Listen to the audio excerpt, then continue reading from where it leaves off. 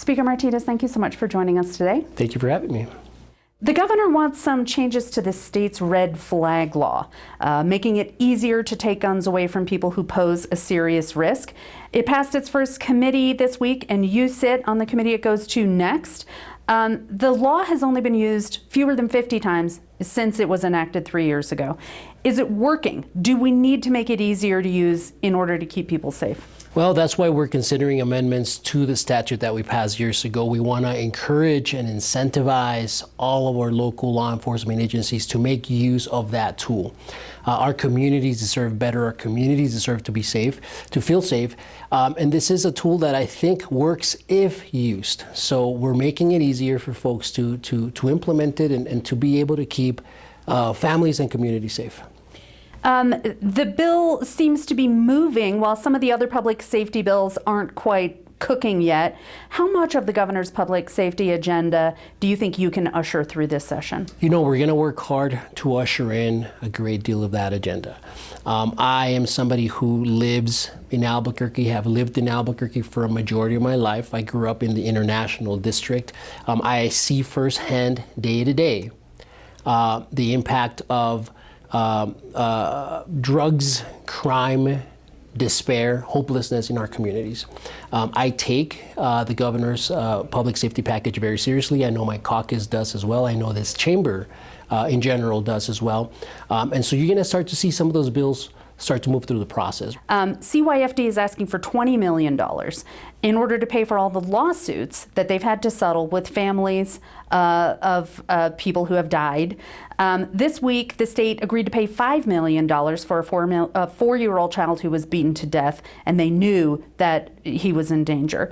Why are there not any bills up here coming from Democrats aiming to reform CYFD? Well, there are bills dealing with CYFD. Unfortunately, they're not germane.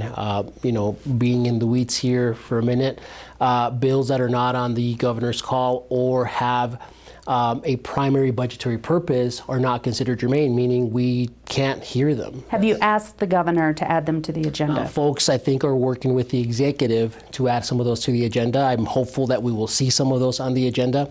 The CYFD issue is 30 years in the making. Right, it's not on this governor. It's not even just on the prior governor. It's 30 years in the making.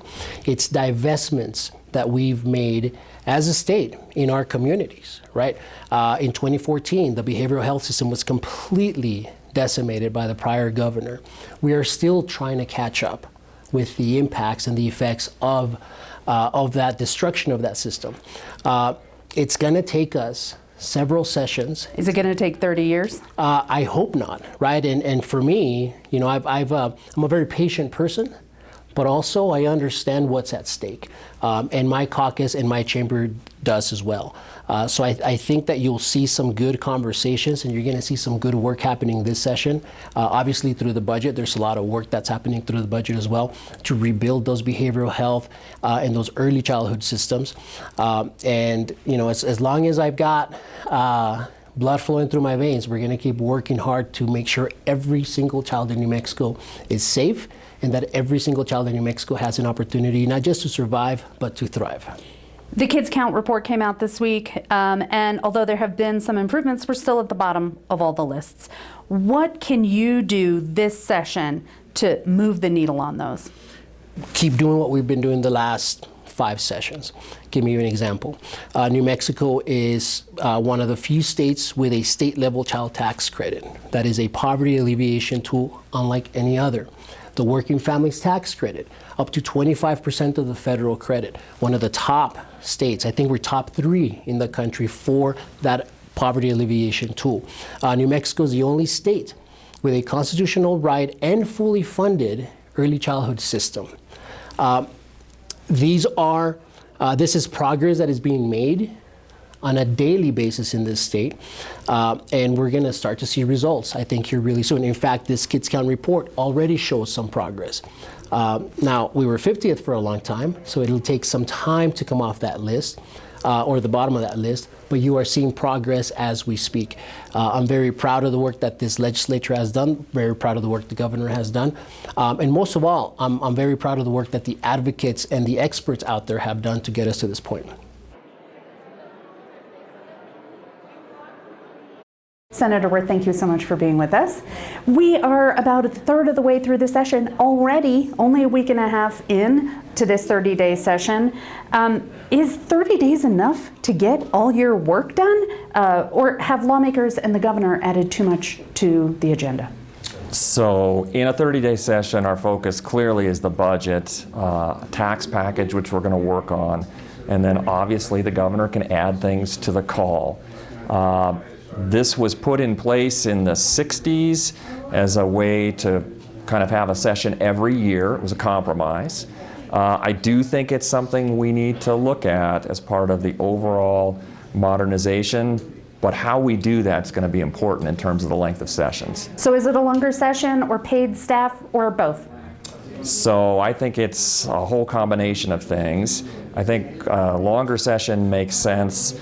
I do think the staffing issue is something that, as part of modernization, we're going to consider. But the big one, and I think these need to be discussed together, is paying legislators. What I will be very concerned about is sending a constitutional amendment to the voters to extend the length of the session without first making sure we're getting paid, because I have a feeling the voters might extend the session and then agree not to pay us. And that would be a really challenging thing given our citizen legislature. You're a lawyer. It's not necessarily about you, right? You're making sure that other people, regular folks who don't make as much money as lawyers, can afford to take time off and prioritize this service. No, I think that's absolutely right. I think you want to have true representation in the building. And you know, the amount of work that it takes to do this well, it's not just a job during the 30 days. I mean, obviously in my position in leadership, we're constantly dealing with issues throughout the year, but you know, legislators are working year-round, and it's important that people understand that. You have a bill that was just heard this week that would ban guns in polling places. Crime is a huge issue this session. Why polling places now? So obviously we're headed into a turbulent election cycle yet again, and this bill came to me from constituents working in polling places who were, quite frankly, scared by having guns mixed in, and guns and voting just don't mix. And so this is one of the very narrow areas that our Supreme Court, our U.S. Supreme Court, has says we can regulate in, and we had a good discussion today, this morning, about the bill, and it passed out of its first committee. You're asking this state to spend $100 million, put it into the Water Trust Fund, and $300 million for the Conservation Legacy Fund. That's a lot of money. Why should we do this now? So this is an extraordinary opportunity to take one-time money and put it in place for future spending. The Conservation Trust Fund is very exciting. We created it last year. If we could put this additional $300 million of one-time money in, it will then be able to spin off 5% a year, $15 to $20 million a year to a whole string of statutory programs that are already on the books. We're talking forest thinning, rivers, outdoor education. And so I've been excited to work on this with Senator Steve Neville, Republican from Aztec, and the fact that we have this money in the budget, hopefully we just got to keep it in there, but it's a perfect example of what we do when you have this amount of money. You can't spend the $3.4 billion surplus on a whole string of recurring programs, so we're taking one-time money, making it future money.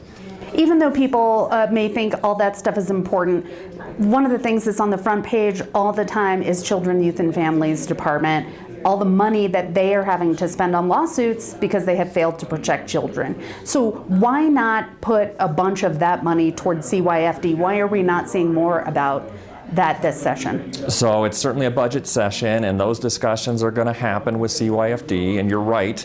I mean, prioritizing and figuring out what the new secretary designate is looking for in the agency is one piece of what we'll do. The other thing we'll do on CYFD that folks need to understand is we'll have a confirmation hearing, assuming her confirmation comes out of the Rules Committee, which I think it will, on the floor of the Senate, and it will be a chance to have a discussion about CYFD and the direction she wants to take the agency. With respect to legislation on CYFD, we haven't seen messages from the governor on that issue, and again, this goes back to where we started on the 30-day session.